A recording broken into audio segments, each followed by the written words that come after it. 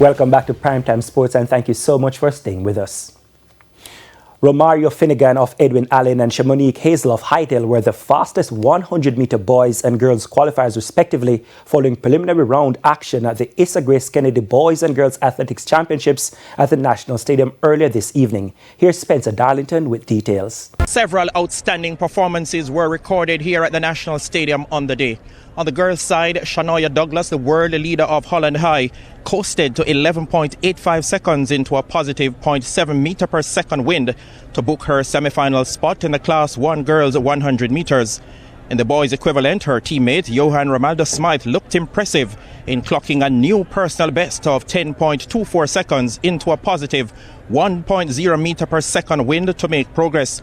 Romario Finnegan of Edwin Allen was the fastest qualifier on the day in a new lifetime best of 10.18 seconds.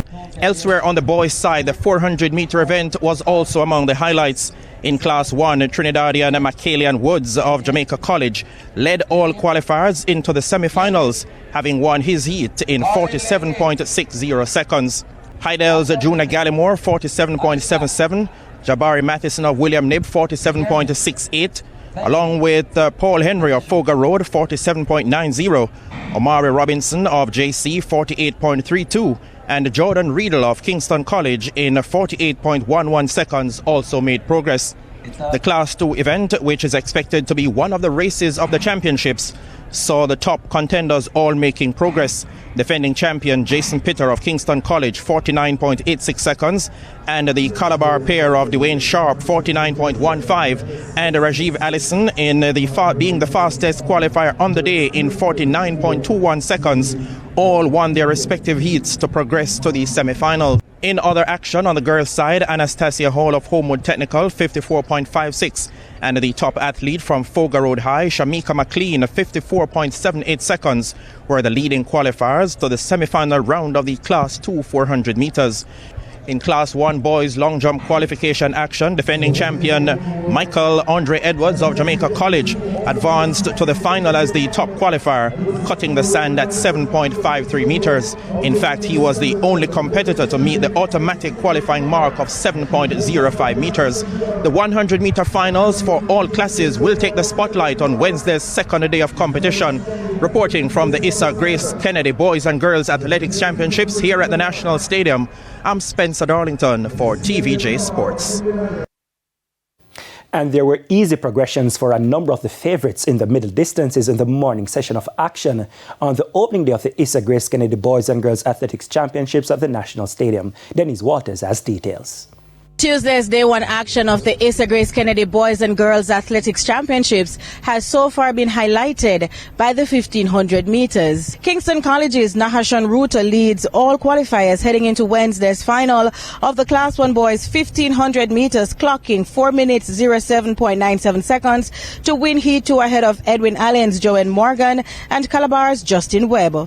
Also through is Calabar's Dujante Lewis, who won Heat 1 in 4 minutes 14.26 ahead of St. Jago's Ryan Achao. Cavell Nooks of JC was the fastest qualifier in Class 2 after winning Heat 1, while Julius Itubo of KC is the fastest of the qualifiers in Class 3, winning Heat 1. On the girls' side, Kaya Anderson of the Queen's School headlines the Class 2 girls 1500 meters qualifiers, posting 5 minutes 07 seconds to win Heat 1. She won ahead of Edwin Allen's Kevin Gay Fowler and Sydney Pagan's Alexia Palmer.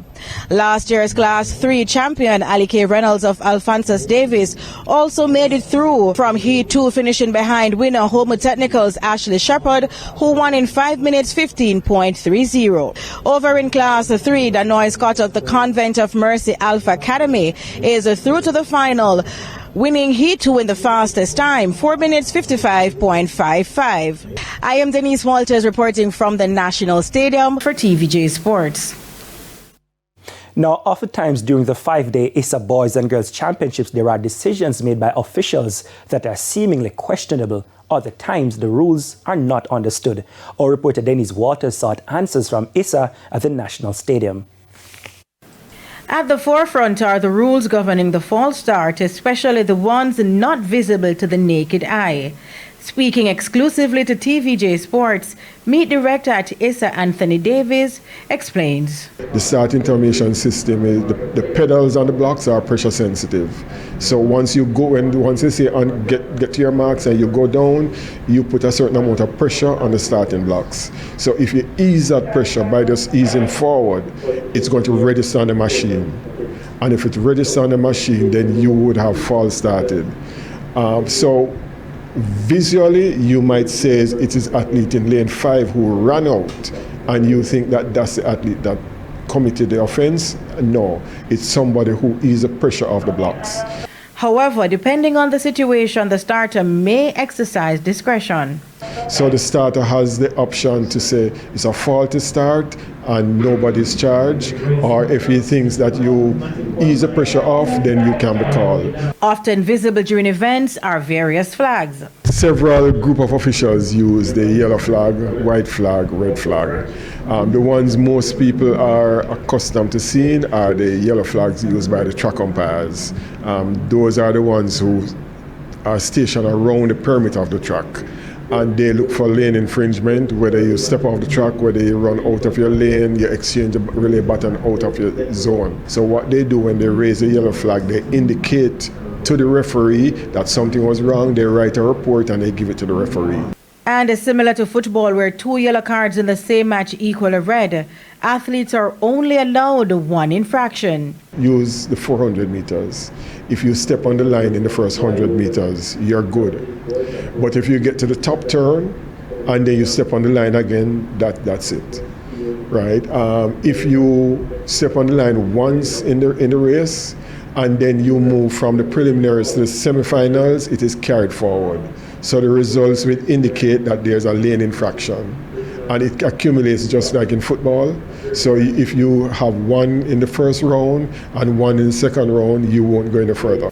Then there are the rules for team events.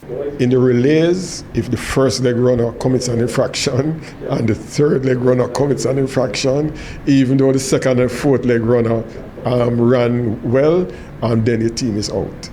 There are also other rules regarding the relays. You have to make a declaration for your relay team. Declaration simply means you state the running order in which your team is entered, and you give that to the call room.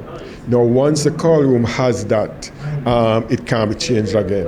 And when they come out on the track, they change the order, they will be disqualified. Sometimes what happens in practice is that it's about strategy, and a coach may believe that having seen a team declare their order, they want to reverse their order because putting a different athlete to run a different leg might be to their advantage. That's not permitted. Then there are the spikes worn. You have the spikes for high jump, you have middle distance, you have sprinting spikes. You should have no more than 5 nails in each foot of the shoe, right? For the high jump, they will have a nail in the heel, because the athlete actually lean back, so there's a spike there for safety. But there is a dimension that is critical, that you have to have the same. There's a regulation as to how long the spike nail should be. Some will try and skirt the rules. There are some athletes who believe that it's an advantage to them to use longer nails. So what we have had to do is we have had to get the spikes gauge to check. So in the call room, in addition to checking the numbers, the people in the call room will check the length of the nails to make sure that they are regulation size.